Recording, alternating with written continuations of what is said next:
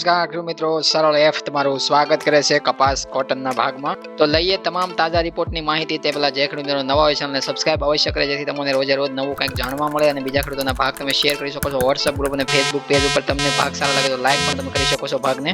કપાસની અંદર આ ભાગ છે બીજો બનાવવામાં આવ્યો છે. જે પ્રથમ ભાગની અંદર છે માહિતી આપવામાં આવી છે આજના બજાર ભાવ વિશે ચર્ચા કરેલી છે કપાસના. તો જે ખેડૂત મિત્રો એ ભાગ ન જોયો હોય તો જોઈ લેવો, જેથી એમાં તમને વધારે સમજાઈ શકે કે ક્યારે કેવી ક્વોલિટીના કપાસનું રોકાણ કરવું અને કેવી ક્વોલિટીના કપાસનું વેચાણ કરવું એ ખાસ તમને સમજાઈ શકે. હવે આપણે આગળ આ ભાગની અંદર ચર્ચા કરીએ તો હાજર બજારમાં ગુજરાત શંકર ઘાસડીની અંદર લગાતાર 3 દિવસથી આવકની અંદર જે ઘટાડો જોવા મળ્યો એના બાદ છે આપણને સુધારાની જે આશા હતી એમાં લગભગ આપણને 200 થી 300 રૂપિયાનો ગુજરાત શંકર ઘાસડીની અંદર સુધારો જોવા મળ્યો.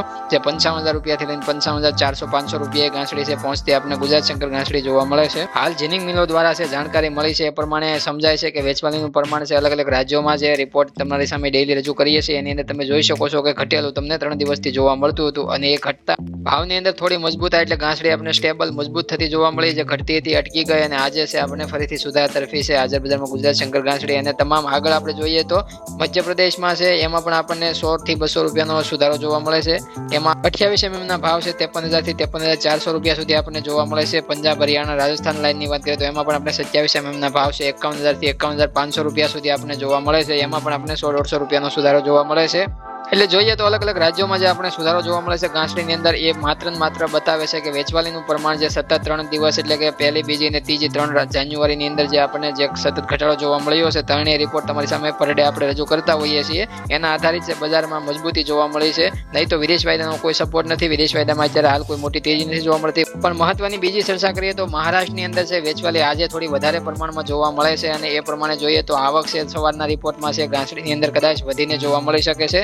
અને એ ચર્ચા પણ આપણને કેવી વેચવાલી છે દેશભર જોવા મળે છે સવારના ભાગમાં આપણે ચર્ચા કરી લઈશું. એવી રીતના જોઈએ વિદેશ વાયદાની સપાટી તમારી સામે ચાર્ટ ઓપન કર્યો છે. કોટન અમેરિકન વાયદાની અંદર તમે જોઈ શકો છો ઓપનિંગ સવારે આપણને જોવા મળી હતી 80.75 સેન્ટના લેવલે. વાયદાની મથાળાની સપાટી તમે જોવો તો આજે પણ 81.24 સેન્ટની લગાવવામાં આવી છે. ઊંચા મથાળાની સપાટી છે વાયદાની અંદર વારંવાર પર ડે આપણને લાગતી જોવા મળે છે. પણ વાયદો છે ઊંચા મથાળા હાલ પૂરતો જકી નથી શકતો, કારણ કે વાયદાની અત્યારે હાલ જો સ્થિતિ તમે જોવો તો ગુરુવારે છે સાપ્તાહિક આંકડા જે આજે રાત્રે આવવાના છે અમેરિકાની અંદર, એના લીધે છે વાયદાની જે સપાટીની અંદર છે આપણે ઉથલપાથલ વારંવાર જોવા મળે છે. અને વાયદાની અંદર ઉથલપાથલ શાંત થવા માટે છે આજે નાઇટની અંદર છે રિપોર્ટ આવવાનો છે. એની અંદર છે નિકાસ વધે ઘટે વેચાણની અંદર કાંઈ ફારફેર જોવા મળે એના ઉપર છે વાયદાની રેન્જ છે આપણને સવારે જોવા મળી શકે છે. અને વાયદો રાત્રે મોડી રાત્રે જ્યારે બંધ થશે ત્યારે પણ આપણને જે સપાટી જોવા મળવાની છે એ સપાટી બતાવીને જ બંધ થશે.